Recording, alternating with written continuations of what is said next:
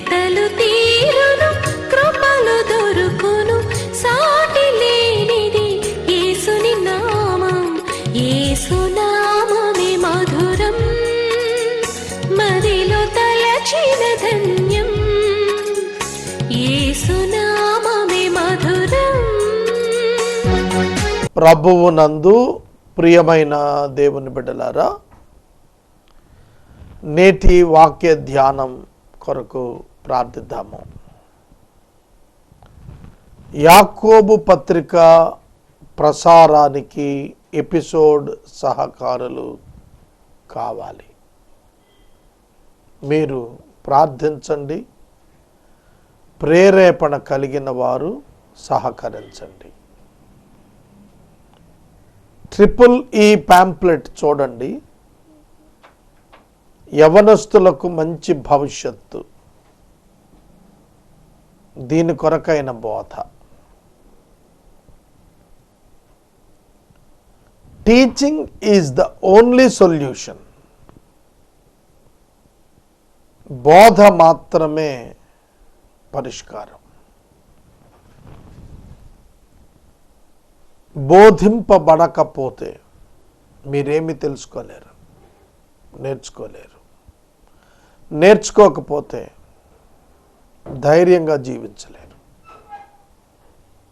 13 సంవత్సరాల నుండి 30 సంవత్సరాల వయసున్న యవ్వనులు, ఆడపిల్లలకు శనివారం, పురుషులకు ఆదివారం, సాయంకాలం 6 నుండి 8 గంటల వరకు ఆధ్యాత్మిక, మానసిక, సామాజిక, ఆర్థిక అభివృద్ధి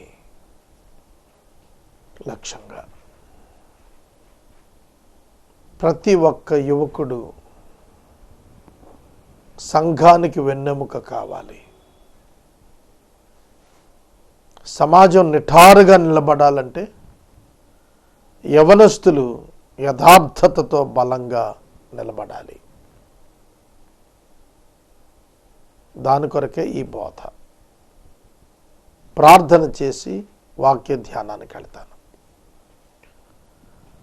మమ్మలను మిక్కిలిగా ప్రేమిస్తున్న మా ప్రియ పరలోకపు తండ్రి, మీకు వందనాలు, స్తోత్రాలు. నేటి వాక్య ధ్యానం ద్వారా మాతో మాట్లాడండి. ఈకి యవనస్తులను ఆకర్షించండి. యేసు నామమున వేడుచున్నాము తండ్రి, ఆమెన్. ప్రియమైన దేవుని బిడ్డలారా, మీ పరిశుద్ధ బైబిల్ గ్రంథాన్ని తెరిచి యాకోబు వ్రాసిన పత్రిక 1వ అధ్యాయము 2-3 వచనాలు. నిన్నటి దినాన మనం ధ్యానం చేసినవే మరలా కొన్ని విషయాలు చెప్పాలి మీకు.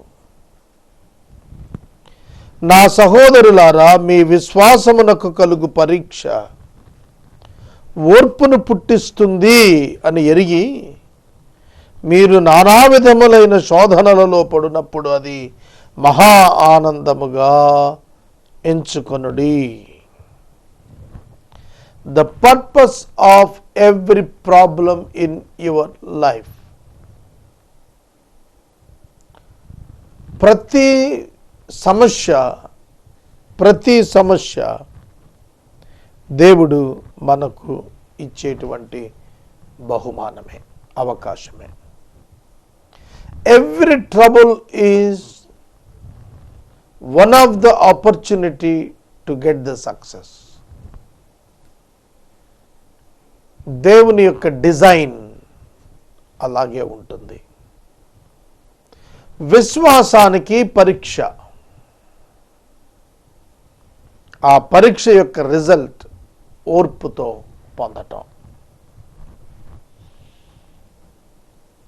ఆ పరీక్ష మీరు పొందినప్పుడు, ఓర్పు పుట్టినప్పుడు శోధనలను ఆనందంగా భావించటం. పరలోక రాజ్యం ఇలా భావించేవారిదే. హెబ్రీ పత్రిక 12వ అధ్యాయంలో విశ్వాస వీరుల జాబితా 11-12 అధ్యాయాల్లో మనం చూస్తాము. 11వ అధ్యాయంలో పౌలు అంటాడు, ఇట్టి వారికి ఈ లోకము యోగ్యమైనది కాదు. ఇట్టి వారి కొరకు దేవుడు ఒక రాజ్యాన్ని సిద్ధం చేస్తున్నాడు.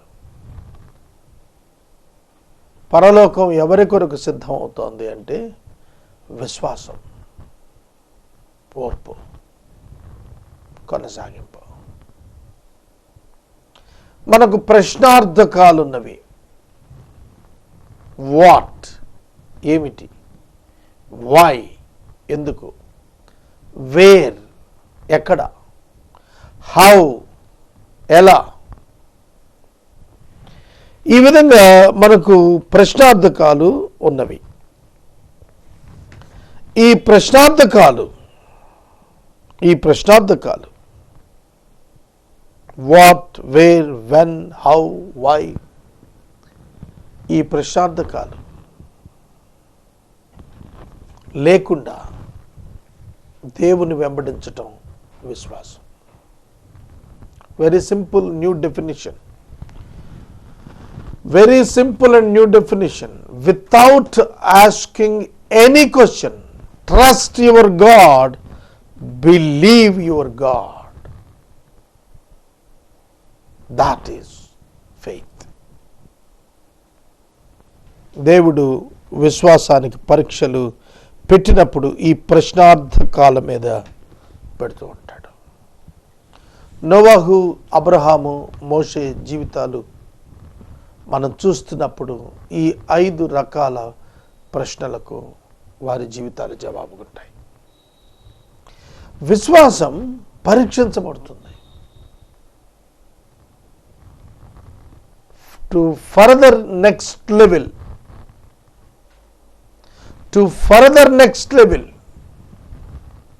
ఒకటవ తరగతి పరీక్షలు 2వ తరగతిలోనికి వెళ్ళటం కోసమే. 2వ తరగతిలో పరీక్షలు 3వ తరగతిలోనికి వెళ్ళటానికి,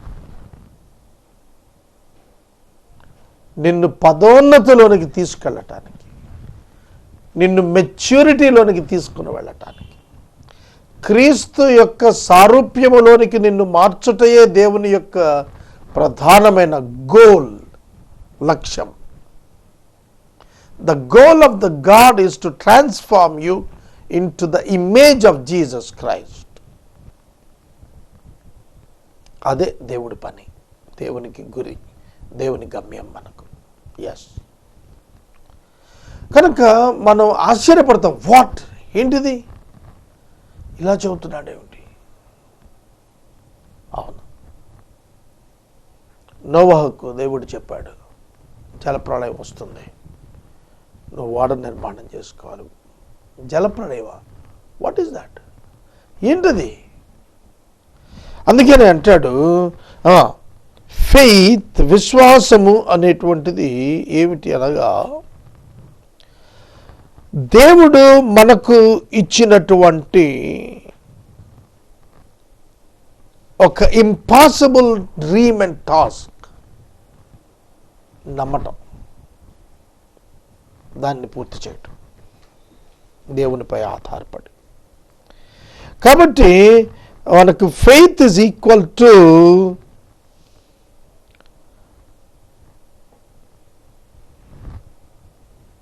believe the God without asking the question what. ఏమిటి దేవా ఇది అని అడగకుండా నమ్మటం విశ్వాసం. ఏం జరుగుతోంది భవిష్యత్తులో అనేది ఎరుగకపోయినా ముందుకు కొనసాగటం విశ్వాసం. Facing the future without knowing what is going to happen, that is faith. ఎలా జరుగుతుంది, ఏం జరుగుతుంది, జలప్రళయం అంట ఏ విధంగా ఉంటుంది అవన్నీ ఏం చూడలేదు. నోవహు ఓడ నిర్మాణం చేసుకున్నాడు. అలాగే అబ్రహాము యొక్క జీవితంలో దేవుడు అతను పిలిచి, నీ తండ్రిని విడిచి నేను చూపించబోయే దేశం, where he is going he doesn't know. Abraham తన ప్రయాణం ప్రారంభించినప్పుడు తాను ఎక్కడికి వెళుతున్నాడో ఎరుగక తాను ప్రయాణం ప్రారంభించాడు. Where I am going, where I am going. కనుక నేను ఎక్కడికి వెళ్తున్నాను? Without knowing where to go. ఎక్కడికి వెళ్ళాలో తెలియక వెళ్ళాడు. కనుక మనం స్థలాన్ని చూసి నమ్మటం కాదు, మనం పరిస్థితులు చూసి నమ్మటం కాదు, మనం వాగ్దానాలను చూసి నమ్మటం కాదు, దేవుడిని చూసి నమ్మాలి. పరిస్థితులు అనుకూలంగా ఉంటే అందరూ నమ్ముతారు. పరిస్థితులతో పని లేకుండా దేవునిపై ఆధారపడి నమ్మగలిగినప్పుడు దేవుడు మన జీవితాల్లో అద్భుతమైనవి చేస్తాడు. 75వ సంవత్సరంలో దేవుడు అబ్రహామును పిలిచి నీ కుమారుడు కలుగుతాడు అని చెప్పినప్పుడు అతడు విశ్వసించాడు. 99వ ఏట అతడు నవ్వాడు, నాకు కలుగుతారా అని. కానీ దేవుడు దాన్ని నెరవేర్చాడు. దేవుని యందలి విశ్వాసము చేత వారు అబ్రహాము శారాలు శక్తిని పొందినట్లుగా లేఖనం మనకు జ్ఞాపకం చేస్తుంది. కనుక నీ మిషన్లో నువ్వు గ్రహించాల్సింది, నీ వయస్సును బట్టి దేవుడు కార్యాలు చేయడు. అబ్రహాముకు 99 ఏళ్ళు వచ్చాయి, శరీరం పనికిరాదు. There the God's mission started. మోషేకు 80 ఏళ్ళు వచ్చేసాయి మిద్యానులో. అక్కడ దేవుని యొక్క పరిచర్య ప్రారంభమైంది మోషే విషయంలో. కనుక మనం మన ప్రశ్నలకు అతీతంగా, మన యొక్క ఆలోచనలకు అతీతంగా దేవుని యందు విశ్వాసం ఉంచాలి. మనకన్నీ ప్రశ్నలే. ఏం జరుగుతుంది, ఎలా జరుగుతుంది, ఎక్కడికి వెళ్ళాలి, ఎప్పుడు వెళ్ళాలి, ఏ విధంగా. వీటన్నింటికి ఒకే ఒక సొల్యూషన్ ఏంటంటే ఫెయిత్ ఆన్ గాడ్. కనుక faith is following God's leading without knowing where to go. దేవుని యొక్క గైడెన్స్ని మనం మన జీవితాల్లో అంగీకరించాలి. How lord will guide us, we don't know. కానీ వెనక్కి తిరిగి చూసుకుంటే ఆయన సరి అయిన మార్గంలో నడిపించినట్లు మనం గ్రహించుకోగలుగుతాము. తర్వాత ఒక అన్సాల్వ్డ్ ప్రాబ్లం టెస్ట్ దేవుడు మనకి ఇచ్చినప్పుడు మనం ఏ విధంగా దేవుని పైన విశ్వాసం ఉంచుతాం. నేచురల్ లాస్కి భిన్నంగా దేవుడు ఒక పరీక్ష పెడితే దాని విషయంలో ఏం చేస్తాం, దాన్ని ఎలా ఫేస్ చేస్తాం, అదే దేవుడు నీ యందు చూస్తోంది. తర్వాత faith is expecting a miracle without knowing how it happens. విశ్వాసం అంటే ఎలా జరుగుతుందో ఎరుగక ఒక అద్భుతాన్ని మనం అపేక్షించగలగటం. కనుక అబ్రహాము జీవితంలో మనం చూస్తాం, దేవుడు కుమారుణ్ణిచ్చి బలిమ్మన్నాడు. ఎందుకు? Why? It is also a test. ఈ సాక్రిఫైస్ ఇమ్మన్నప్పుడు faith is accepting God's word without asking why. ఎందుకని అడగల అబ్రహాము. కుమారుణ్ణి ఇవ్వటానికి ముందుకు సాగాడు. ఆ కుమారుడు బలివ్వటానికి అతడు కూడా అంగీకరించాడు. మృతులలో నుండి ఇస్సాకును అబ్రహాము ముందుగానే పొందేశాడు అని రాశాడు. That is faith. అర్పించుటకు మునుపే కుమారుణ్ణి మృతుల్లో నుండి పొందాడు విశ్వాసం చేత. అందుకే అర్పించగలిగాడు. నీ ప్రతి మూవ్కి, నీ ప్రతి కదలికకి, నీ ప్రతి యాక్షన్కి, పనికి వెనుక ఆధారం విశ్వాసమై ఉండాలి. అలాంటి వారి కోసమే దేవుడు పరలోకాన్ని సిద్ధం చేస్తున్నాడు. The life on the earth is never not fair. Please note this. ఈ జీవితంలో ఒక ఫెయిర్ లైఫ్ ఇప్పుడు ఉండదు. తుఫానులో చిక్కుకున్న ఓడవలే అది కదలాడుతూ కదలాడుతూ కదలాడుతూ ఉంటుంది. జీవితం భిన్నమైన అనుభవాలు గుండా వెళుతూ ఉంటుంది. వాటిల్లో దేవుని నమ్మటమే విశ్వాసం. డబ్బు లేకపోయినా, ఎవరు తోడు రాకపోయినా, ఎవరు మనం చెప్పింది ఒప్పుకోకపోయినా, ఎందుకంటే అసాధారణమైనవే చెప్తాడు దేవుడు. నోవహును ఓడ కట్టుకోమన్నప్పుడు అతడు ఊరి మధ్యలో కట్టాడు. 99 సంవత్సరాల వృద్ధుడు, మృతతుల్య దేహం గలవాడు, వానిలో నుండి ఒక దేశాన్ని దేవుడు చూచాడు. అబ్రహాము యొక్క పేరేమిటి? అర్థమేమిటి పేరుకి? The father of the nations. అబ్రహాము అంటే the father of the nations, but he didn't have the son. సంతానము లేనివాడుగా ఉన్నప్పుడే దేవుడు అతనికి ఆ పేరు ఇచ్చేశాడు, ఫాదర్ ఆఫ్ ద నేషన్స్. మనం అనుకుంటాము కొన్ని వైఫల్యాలు రాగానే అంతా అయిపోయింది అనుకుంటాము. అక్కడే ప్రారంభమవుతోందని మనం గుర్తెరగం. అంతా అయిపోయింది అనుకుంటారు.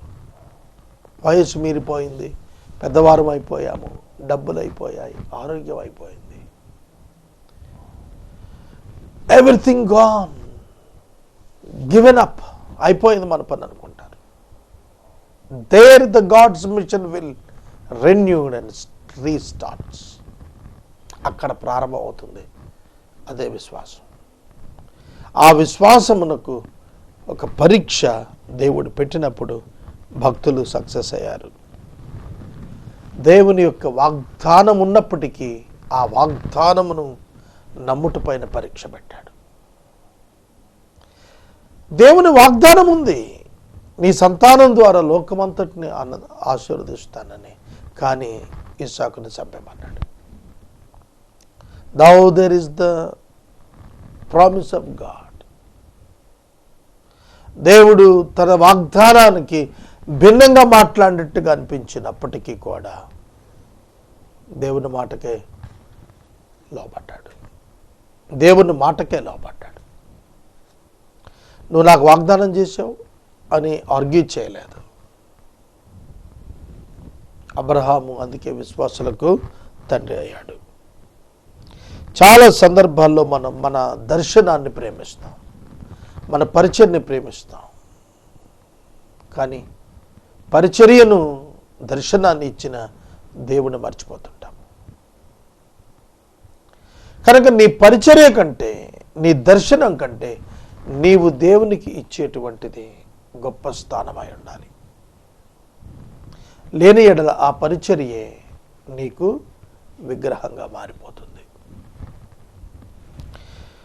కనుక ఎంతకాలం మనకి శ్రమలు ఉంటాయి మనకు అర్థం కాదు. కొన్ని సందర్భాల్లో చాలా దీర్ఘకాలపు శ్రమలను ఇస్తాడు, దీర్ఘకాలం అనారోగ్యాన్ని ఇస్తాడు, క్రానిక్ డిసీజెస్,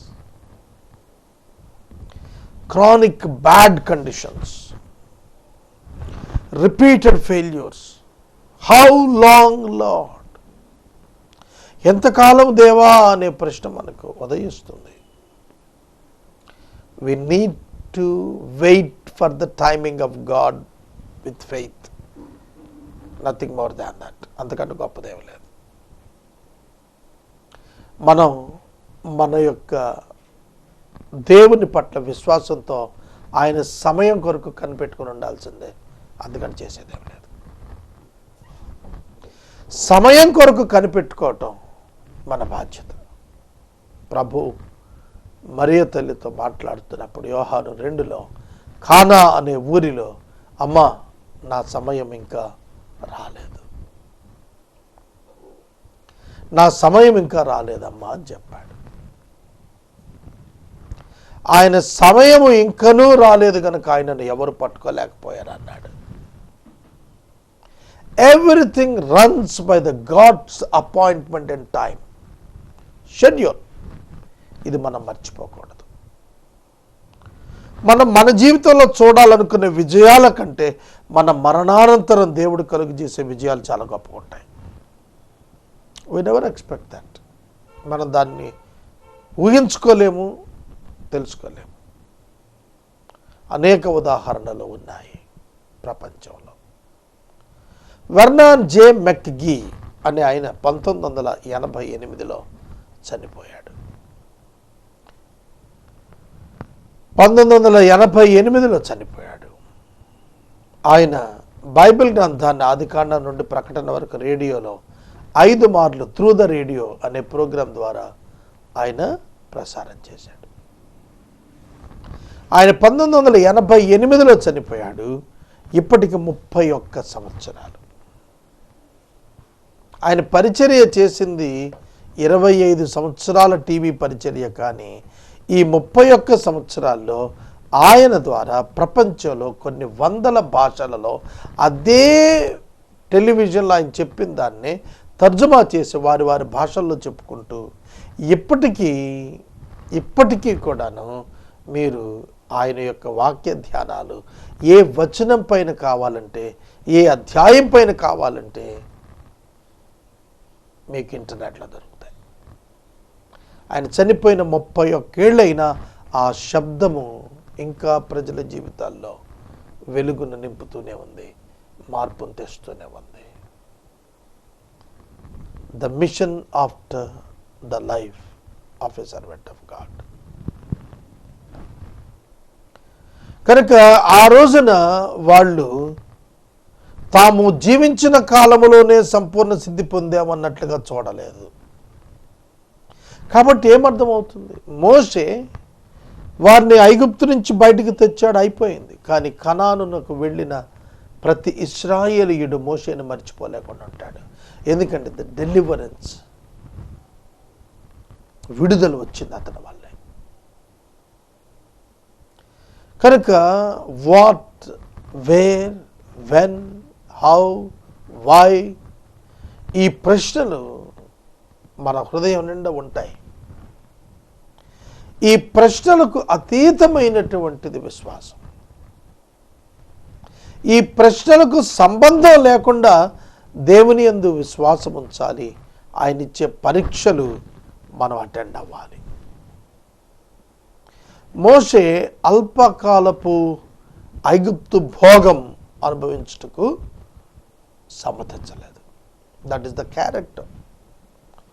కనుక నీ కంఫర్ట్స్ కంటే క్యారెక్టర్ ముఖ్యమని మోషే ఎంచుకున్నాడు. హ్యాపీనెస్ కంటే హోలీనెస్ ముఖ్యమని మోషే ఎన్నిక చేసుకున్నాడు. అందుకే అతని లైఫ్లో శ్రమలు గుండా వెళ్ళాడు, వ్యతిరేక్త పరిస్థితులు గుండా వెళ్ళాడు. కాబట్టి మనకు ఏది ఆనందము అని అంటే, దేవుడు మనతో మాట్లాడి ఒక అసామాన్యమైనటువంటి డ్రీమ్, టాస్క్ మనకిచ్చి నెరవేర్చడం. యోసేపుకు దేవుడిచ్చినటువంటి గొప్ప ఆ డ్రీమ్ ఉంది చూశారు. అతని యొక్క తండ్రి యాకోబు మరణించిన తర్వాత అతని అన్నలు వచ్చి సాగిలపడ్డారు. అప్పుడు ఎవరు చెప్పారు వాళ్ళకి సాగిలపడాలని? నీ దాసులము మేము అని ఏడ్చారు. వాళ్ళని చంపేస్తాడేమో తండ్రి చనిపోయిన తర్వాతనే భయంతో వాళ్ళు గజగజలాడారు. వారి భయాన్ని చూసి యోసేపు కన్నీరు కార్చాడు, ఏడ్చాడు. మీరు భయపడకండి, మన దేవుడే ఇదంతా జరిగించాడని. కాబట్టి విశ్వాసికి అసలు ఫెయిల్యూర్ లేదు. ప్రతి ఫెయిల్యూరు సక్సెస్కి ఒక ఆపర్చునిటీ, ఒక స్టెప్పింగ్ స్టోన్. కనుక ప్రతిదీ కూడా మన మేలు కొరకే దేవుడు డిజైన్ చేశాడు. Our financial status, our conditions, మన పరిస్థితులు, మన యొక్క సమస్తమైన ఆర్థిక స్థితిని దేవుడే డిజైన్ చేశాడు. కాబట్టి విశ్వాసం ఉన్నప్పుడు ఒదిగిపోవటమే తప్ప ప్రశ్నించడం లేదు. నీ మనస్సుతో ప్రశ్నించక నీ హృదయంతో దేవుని పట్ల విధేయతతో వెతికినప్పుడు you will see the miracles in your life. నీ జీవితంలో చాలా మిరకల్స్ చూస్తాయి. దేవుడు 7,000 వాగ్దానాలు ఇచ్చాడు. వాగ్దానం ఇచ్చిన వాడిని నమ్ముతున్నావా? వాగ్దానాలు నమ్ముతున్నావా? దర్శనం నమ్ముతున్నావా? దర్శనం ఇచ్చిన వాడిని నమ్ముతున్నావా? What you are believing is not important, whom you are believing is important. కనుక మన జీవితంలో ఏవి సంభవించినా అవి మన మేలు కొరకు దేవుడు చేస్తున్నాడని మనం నమ్మగలగాలి, మనం తెలుసుకోగలగాలి. ప్రతి వానికి ప్రభు వాని యొక్క జీవితానికి ఉపయోగపడేదాన్ని డిజైన్ చేసి ఆయన ఇస్తూ ఉన్నాడు. కనుక మనం ఫిజికల్గా, ఇమోషనల్గా, రిలేషనల్గా, ఫైనాన్షియల్గా డిఫరెంట్ పెయిన్స్కి గురవుతూ ఉంటాం, క్రానిక్ పెయిన్స్కి. ఆ సందర్భాల్లో మనం ప్రభువుని నమ్మాలి. నీ పరిస్థితులు బాగలేదేమో ఆర్థికంగా, ట్రస్ట్ హిమ్ ఎలోన్, ఆయన్నే నమ్మకం. నీ ఆరోగ్యం బాగలేదు, ట్రస్ట్ హిమ్ ఎలోన్, ఆయన్నే నమ్మకం. సమాజంలో నీ పరిస్థితులు ప్రోత్సాహకరంగా లేవు, అయినను ఆయన్నే నమ్మకం. కనుక దేవుని ప్రశ్నించక వెంబడించిన అబ్రహాము, నోవాహు, మోషే వారి హృదయంలో వచ్చిన ప్రతి ప్రశ్నకు విశ్వాసం అనే డాలును అడ్డం పెట్టారు. Every question is like an arrow. ప్రతి ప్రశ్న నీ గుండె మీదకి ఒక బాణంలా వస్తుంది. యు నీడ్, నీకు కావాల్సింది ఏంటో తెలిసిన విశ్వాసం అనే డాలు కావాలి. Resist it with the faith. అది మనకు యాకోబు రాస్తున్నాడు. అప్పుడు ఆ శోధనలు మీకు ఆనందంగా గుర్తుకు రావాలి. అవి మీరు వాటిని ఆనందంగా ఎంచుకోవాలి, ఎంచుకున్నట్టు నేర్చుకోవాలి. ఎప్పుడైతే ఆనందంగా మలుచుకుంటామో, వ్యతిరేక పరిస్థితులు ఆనందంగా మలుచుకుంటామో, ఇక మిమ్మల్ని దుఃఖపట్టే ఉండవు, భయపెట్టే ఉండవు, బాధ పెట్టేవి ఉండవు. అటువంటి కృప పరిశుద్ధాత్మ దేవుడు మనందరికీ దయచేయును గాక. EEE పాంప్లెట్ చూడండి. Welcome all the youth to develop your lifes. ప్రార్థన. మమ్మల్ని మిక్కిలిగా ప్రేమిస్తున్న తండ్రి వందనాలు. వాక్యము విన్న బిడ్డలను దీవించుము. EEEని బ్లెస్ చేయండి. యేసు నామమున వేడుచున్నాము, ఆమెన్. తండ్రి అయిన దేవుని ప్రేమ, కుమారుడైన యేసయ్య కృప, పరిశుద్ధాత్మ దేవుని యొక్క అన్యోన్య సహవాసం సదాకాలం మనందరికీ తోడైండును గాక, ఆమెన్.